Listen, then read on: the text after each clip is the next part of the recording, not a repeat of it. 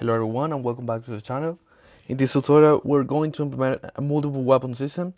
The first thing that we're going to do is change the IDE. So we will use an external IDE. In this case I'm using anti-gravity where you can use whatever you want. This is to replace the integrated IDE that Godot comes with. And yeah, now every time that we open a script, the new IDE will opens up. The next thing that we're going to do is create the player events. This is a script where we're going to create our signals. And the first signal that we're going to create we will call weapon swap. So this will be called every time our weapon changes. The next thing that we need to do is add it to autoload. So we go into project settings, we go to the global section, we press select script file, and we add a new script created, which is player events. And we make sure that it's enabled and it's done. Now we're going to create the weapons manager script. So we create new script, weapons manager. Okay, so let me adjust the IDE window. And yeah, we're going to create the weapons array. This is the variable that will hold the value of the current weapon. This is the delay, how long it will take to make the change. Is switching, that means this is a flag that will contain the value of the current state is switching or not. So the first thing is that we initialize all the weapons. That means that the current weapon will be active, and all the other ones will be inactive.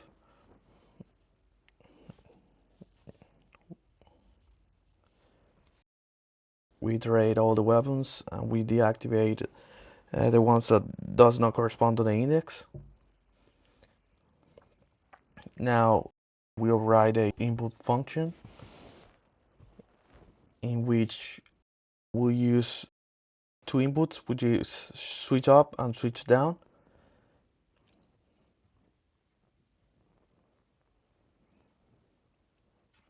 Yeah, so depending on the state, we're going to chain up and chain down.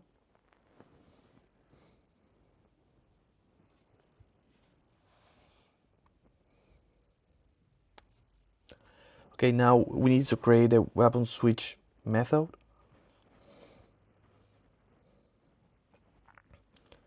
Where we're going to set the flag a switch into true. We're going to emit the current weapon that we're changing to. And we're going to call method activate on the weapon. Now we're going to add the opposite key that we just switch down to go in the opposite direction. We remove this flag and we're done.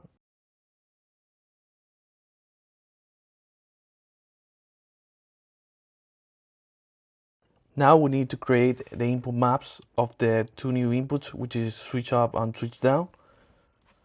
So for that we go to project settings, we go to input map section, and the add new action, we write our action, which is switch up. We listen to the key, which is the mouse wheel up, and the switch down, the mouse wheel down, and that's it. Now we're going to make some modifications to the weapon script. So we go to the player scene, we select any weapon, and we open the script. And we're going to add the draw animation as well as the switch animation. Then we're going to create the activate method. So this will change the process node to process mode inherit. It will call a method ammunition modified. Okay, we create a new flag which is switching. Specify to true first. Then we check if the animation exists and we play the animation. Okay, then we call the initialize weapon method that we'll create later.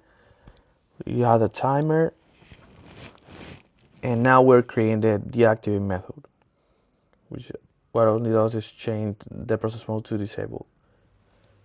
There's another method which is start switch that what it does basically is to play the switch animation. Yeah, And now we need to create initialize weapon method, which plays the idle animation to reset the state of the weapon. And then we create the ammunition modified method, which is not necessary now, but it will serve later.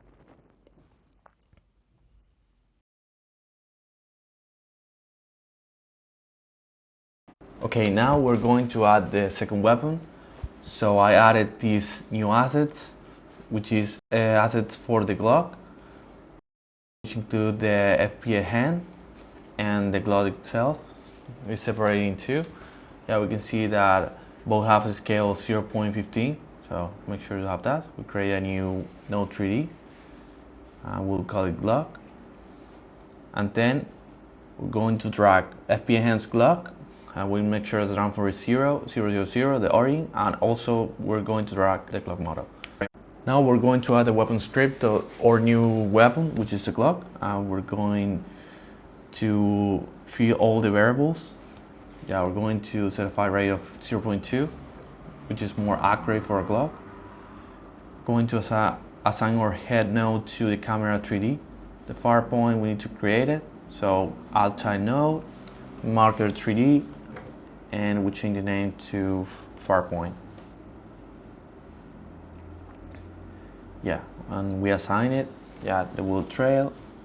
We select our bullet trail. For muzzle flash, we select our muzzle flash. Yeah, bullet count, we'll set it up later. Yeah, we need to create an auto player for the Glock, a new child node, auto stream player 3D, and we assign it. And yeah, now we need to assign the shoot sound, the reload sound, and the reload half sound. Yeah.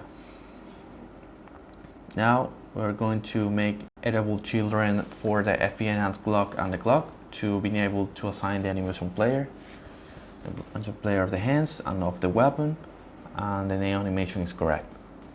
Now we need to adjust the fire point correctly, so we put the orthographic view and we align the point correctly with the model.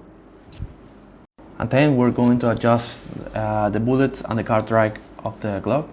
We're going to put 17 and 68. Now we're going to assign our weapons manager script. So we go to the weapons node and we add the weapons manager script. Then we're going to modify the right to have two entries, and the first one will be the ACR and the second one will assign the clock. Then we do some other modifications to the weapon script.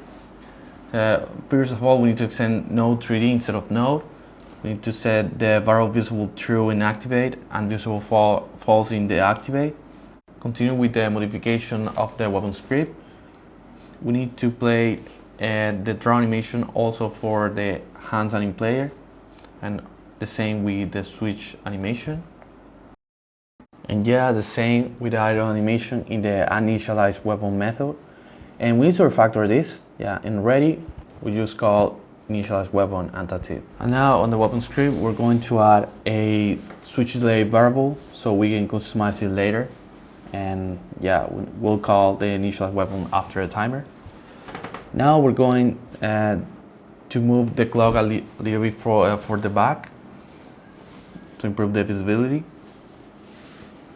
Yeah, this is the position.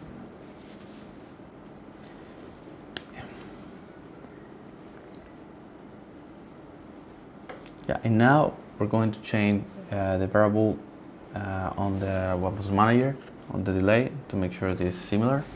And this is the result so far.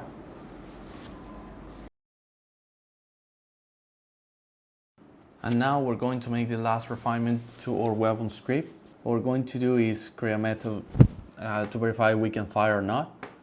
And we'll add the current condition plus the new condition, which is the bullets count is greater than 0 and it's not switching. So now we're going to add a new variable that is automatic or not. And this is for the clock, which is not an automatic weapon. Now we're going to add an adjustment to the animations to synchronize with the fire. So we will add a new signal in the player's event that will be called weapon fire. Yeah, now every time that the weapon fires, the signal will be called. And then we go to weapons animation. Yeah, we go to the animations node, and we can connect it to the signal and play the fire animation every time the signal is called. Okay, before we try the result, we're going to modify the reload delay. For the ACR, we'll put 3.5. For the glow, we'll put 2.5. I think is this right. Now I will assign the right sounds because I had made a mistake before. And that's it, we're ready. Go to the world scene. Yeah, this is the reload. We wanted to change the weapon.